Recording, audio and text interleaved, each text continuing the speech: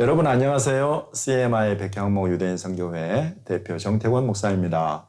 오늘은 여러분과 함께 예수님과 세 여인의 만남에 대해서 이야기를 나눠보겠습니다.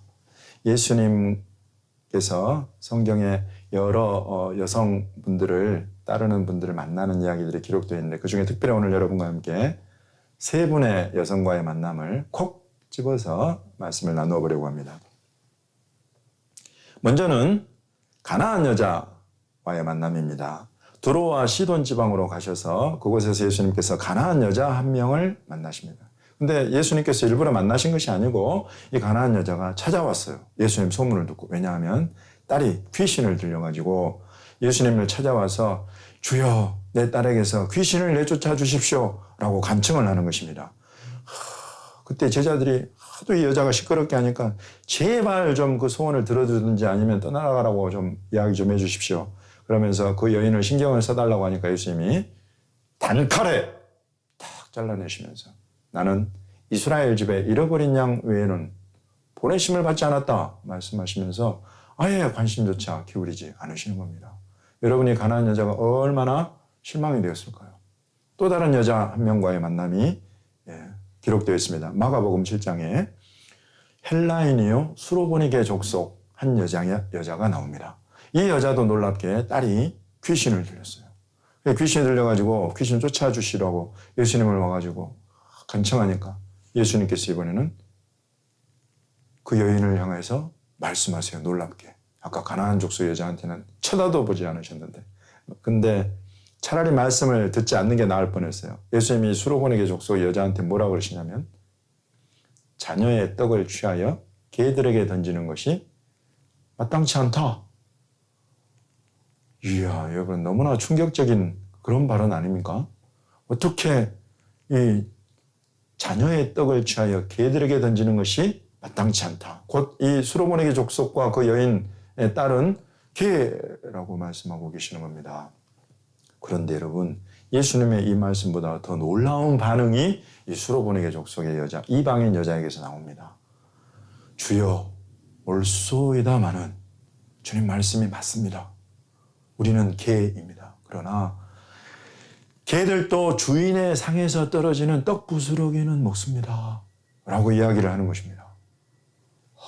예수님께서 깜짝 놀라시고는 이제 귀신이 내 딸에게서 떠났다라고 이 여인에게 말씀해 주십니다.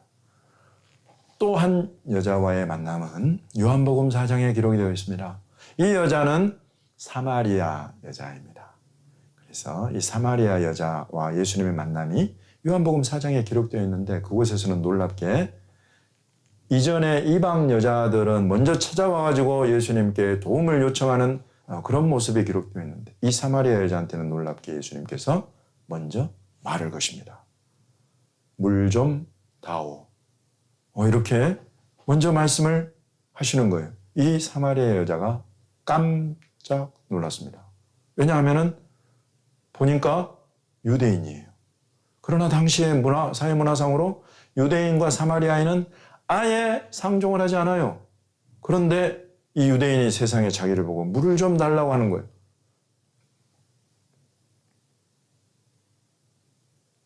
여러분, 이 차이가 무슨 차이일까요? 이 가나안 족속의 여자, 또 수로보니게 족속의 여자, 그리고 이 사마리아 여자. 처음에 두 이방 여자들은 찾아와서 간청해도 들은 채 만 채 또는 말씀을 해도 개들이라고 하지를 않나. 이런 말씀을 하시는데 이 사마리아 여자한테만은 먼저 말씀을 하십니다. 왜 그러셨을까요?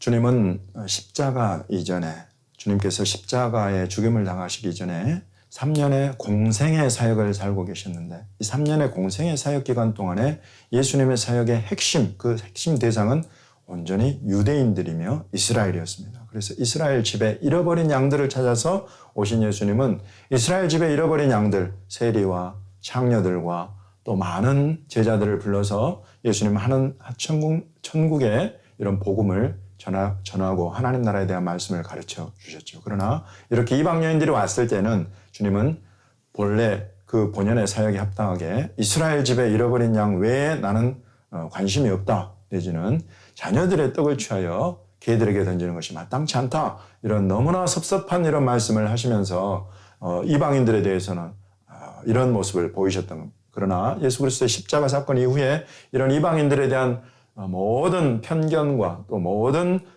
마치 차별받는 것과 같은 이와 같은 것들은 전부 다 변해서 이방인들이 이제 유대인들과 이스라엘 백성과 함께 지체가 되고 함께 약속에 참여하는 자가 되고 함께 상속받는 자가 되는 것을 우리는 잘 알고 있습니다. 그러나 지금 이 시간에 여러분에게 강조드리고 싶은 것은 사마리아 여자와의 만남입니다.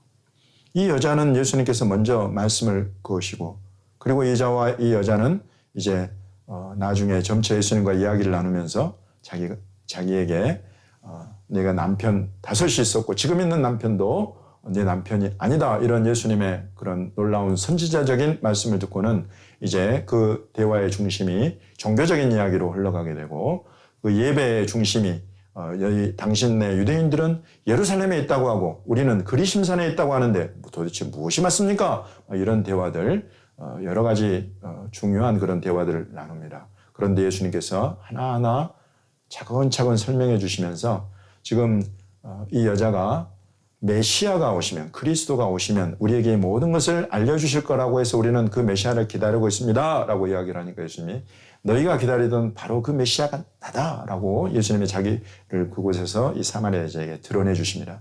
여러분 이 사마리아 여자와의 만남 예수 그리스도의 만남은 이전에 구약 성경에 예언이 되어 있는 그 예언의 성취입니다.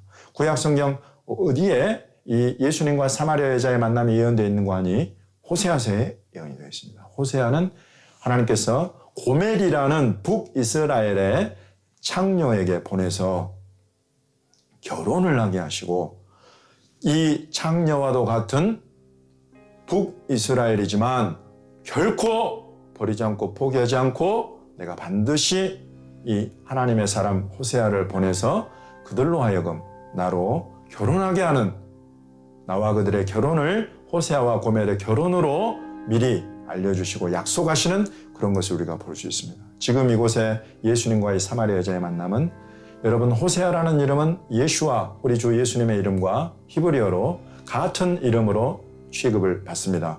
그리고 이 사마리아 여자는 호세아가 결혼했던 고멜과도 같이 남편이 5이 있었지만 지금 있는 남자도 남편이 아닌 그와 같은 여인인 것을 볼 때에 호세아와 고멜의 만남의 그 예언이 지금 이곳에서 예수 그리스도와 사마리아 여자의 만남을 통해서 성취되고 있는 것을 우리는 볼 수 있는 것입니다. 여러분 이와 같이 하나님의 예언, 하나님의 뜻은 수백 년이 지나도 사라지지 않고 반드시 성취가 됩니다. 오늘날 여러분 이스라엘이 회복되는 그 현장을 보십시오. 1000년이 지나고 2000년이 지났지만은 그리고 유대인들은 이제 혈통의 순수성 다 잃어버리고 그때 당시로는 유대인들이 사마리아인과 상종치 않았던 것은 그 사마리아인들의 혈통의 순수성 다 잃어버리고 율법 다 잃어버리고 그랬지만은 하나님께서 그런 그들을 찾아내신 것처럼 오늘날 여러분 이스라엘이 다시 회복되는 그 이유 그 배경을 보면 이들의 혈통의 순수성을 지켜서가 아닙니다. 그들은 중국인들처럼 변해버렸고 인도 사람들처럼 되어버렸고 아프리카 사람들처럼 변해버렸습니다. 그러나 하나님께서 그들을 다시 이스라엘로 찾고 부르고 모으시고 그들을 회복하고 계시는 것은 그들을 향한 하나님의 약속, 언약이 살아있기 때문에 그렇습니다.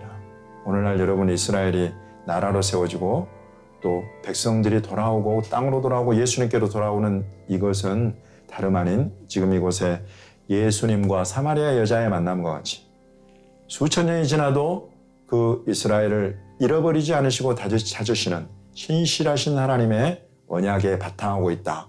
여러분 이것을 확인하실 수 있게 되기를 예수님의 이름으로 축복합니다. 감사합니다.